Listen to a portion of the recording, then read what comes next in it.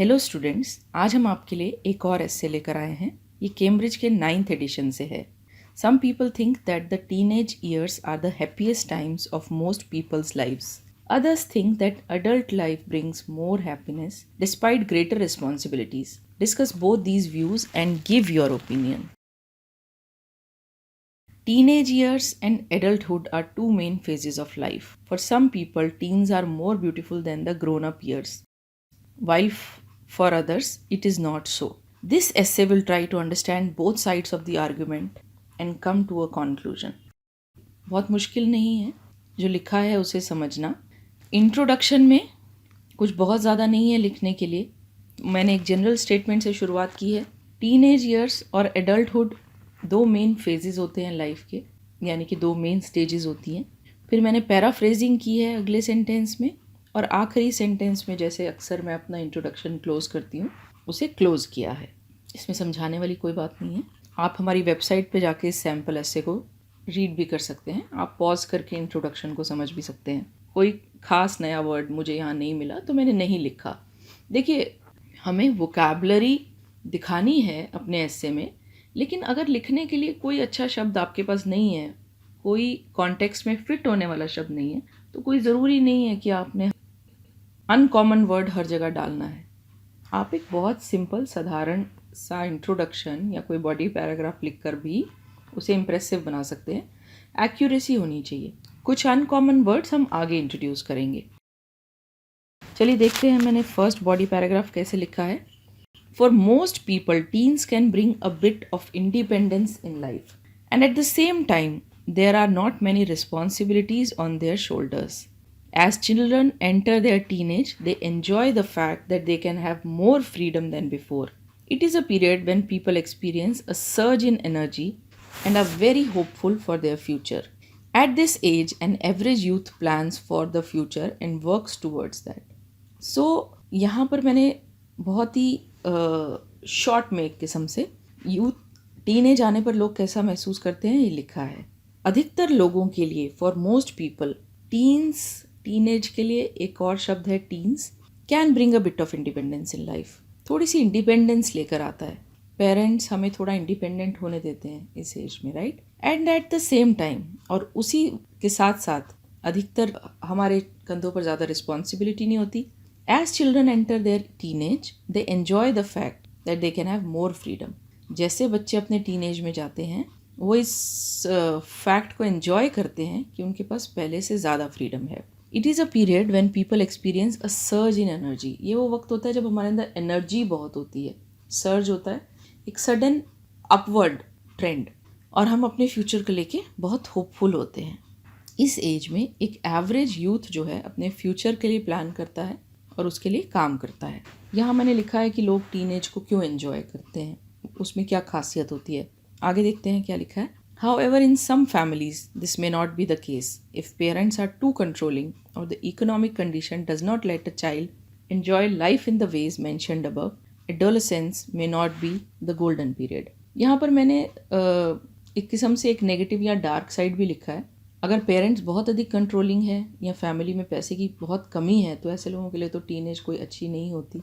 कई बार टीनेज में बच्चे कमा भी रहे होते हैं. तो मैंने बस उसी फैक्ट को यहाँ लिखा है. एडोलेसेंस का मतलब होता है किशोर अवस्था. टीनेज के लिए मुझे कोई बहुत ज़्यादा सिनोनिम्स नहीं मिल रहे थे, तो मुझे लगा एक आध जगह मैं इस वर्ड को यूज़ कर सकती हूँ.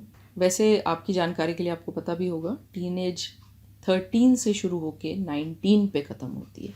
ओके, यहाँ मैंने टीनेज के कुछ फ़ायदे और एक थोड़ा सा डार्क साइड भी लिखा है, क्योंकि एनालिसिस में आपको हर चीज़ लिखनी चाहिए. आगे देखते हैं नेक्स्ट बॉडी पैराग्राफ कैसे लिखा हुआ है. When one grows up, there is a high chance that this person has attain a certain level of financial independence. When one grows up, right. Sentence के इस पार्ट से रीडर को ये समझ आता है कि अब मैं ग्रोन अप ईयर्स की बात कर रही हूँ. There is a high chance, बहुत अधिक चांस होता है कि एक व्यक्ति ने अचीव कर लिया है एक level of financial independence. Financial independence से भी आपकी लाइफ में बहुत पॉजिटिविटी आती है. Some people probably feel it to be true. No doubt that the possibility for such a person to live a happy life rises. In addition to the economic situation, job satisfaction and bonding with friends and family members also contribute to contentment. However, if any of the above fails to meet one's expectations, one may become resentful.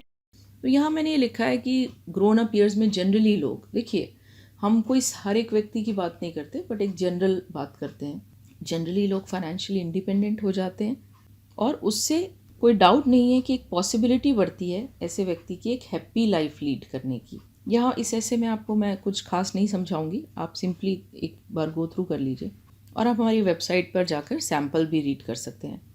In addition to the economic situation, job satisfaction and bonding with friends and family members also contribute to contentment. Contentment का मतलब होता है satisfaction और happiness. However, if any of the above fails to meet one's expectations, one may become resentful. हालांकि फिर मैंने यहाँ पर भी एक डार्क साइड लिखी है कि अगर हमारे रिलेशनशिप्स या फाइनेंसेस अच्छे नहीं चल रहे तो हम एक रिजेंटफुलनेस आ सकती है, जिसका मायने है कि रिजेंटफुल होने का मतलब है थोड़ा बिटर हो जाना, राइट? इस फीलिंग के साथ कि लाइफ ने हमें अनफेयरली ट्रीट किया, तो कई बार लोगों में एक फीलिंग भी होती है। तो असेंशली मैंने क्या किया है, फर्स्ट बॉडी पैराग्राफ में मैंने टीनेज के कुछ पॉजिटिव साइड और थोड़ा सा डार्क साइड लिखा है।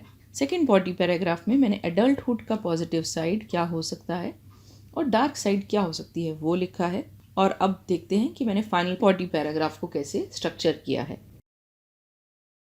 Even though the above is true, some people find more happiness in their teenage and others once they move past younger years. I believe a person's satisfaction does not depend on age or outer circumstances. Ultimately, happiness and contentment are matters of choice and are always possible to attain, irrespective of external circumstances. तो philosophical सा मैंने यहाँ जवाब दिया है। Even though the above is true, हालांकि जो ऊपर मैंने लिखा है वो सच है। कुछ लोग को ज़्यादा हैप्पीनेस मिलती है उनके टीनेज में, बाकियों को जब वो टीनेज से या यंगर ईयर से आगे निकल जाते हैं। और उसके बाद फिर मैंने एक और बात को यहाँ हाईलाइट किया है कि मेरा ये मानना है कि एक पर्सन की सेटिस्फैक्शन आउटर सर्कमस्टांसेस और एज पे डिपेंड नहीं करती। अल्टीमेटली यानी कि आखिरकार हैप्पीनेस और कंटेंटमेंट एक इंसान की अपना आउटलुक है लाइफ में, एक मैटर ऑफ चॉइस है और हमेशा पॉसिबल है अटेन करना, इर्रिस्पेक्टिव ऑफ एक्सटर्नल सर्कमस्टांसेस, चाहे उसके एक्सटर्नल सर्कमस्टांसेस कुछ भी हों। और फाइनली मैंने एक कंक्लूजन सेंटेंस देकर अपने एस्से को कंप्लीट किया है। In conclusion much depends on perspective and personal experiences. In conclusion से मेरे रीडर को ये पता लगता है कि मैंने इससे कंक्लूड कर दिया है। काफ़ी कुछ डिपेंड करता है एक इंसान के पर्सपेक्टिव पे और उसके अपने एक्सपीरियंसेस पे। हर किसी का एक्सपीरियंस अलग होता है। पर्सपेक्टिव होता है हमारा एटीट्यूड किसी चीज़ के प्रति। तो लाइफ में हैप्पीनेस के प्रति हमारा क्या एटीट्यूड है उस पर डिपेंड करता है कि हम कितने खुश रह सकते हैं। और फिर सबके अपने एक्सपीरियंसेस तो होते ही हैं। सो स्टूडेंट्स, आपको जब इस तरह का कोई एस्से आता है तो आपको लग सकता है कि इसमें लिखने के लिए कुछ खास नहीं है, राइट? लेकिन अगर आप 4-5 मिनट प्लानिंग पे लगाएंगे, एक सब्जेक्ट के सभी एस्पेक्ट्स को एनालाइज करेंगे, तो आप एस्से को लिख सकते हैं।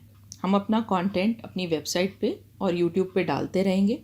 आप हमारे कंटेंट को रेफ़र कर सकते हैं और यहाँ से आइडियाज़ ले सकते हैं। कोई ज़रूरी नहीं है कि आपको कोई एस्से आए तो आपने बिल्कुल ऐसे ही स्ट्रक्चर करना है उसे और ऐसे ही लिखना है। बट हम जो ये सैम्पल्स डाल रहे हैं वो सिर्फ आपको एक आइडिया देने के लिए है, आपके आइडियाज़ को एनरिच करने के लिए है, आपके थॉट प्रोसेस को, आपकी वोकैबुलरी को एनरिच करने के लिए है।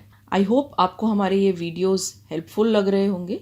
अगर आप चाहते हैं कि हम और कंटेंट डालें तो आप कमेंट सेक्शन में लिख सकते हैं और हम कोशिश करेंगे कि आप जो कंटेंट चाहते हैं हम उस पर भी वीडियोस बनाएं।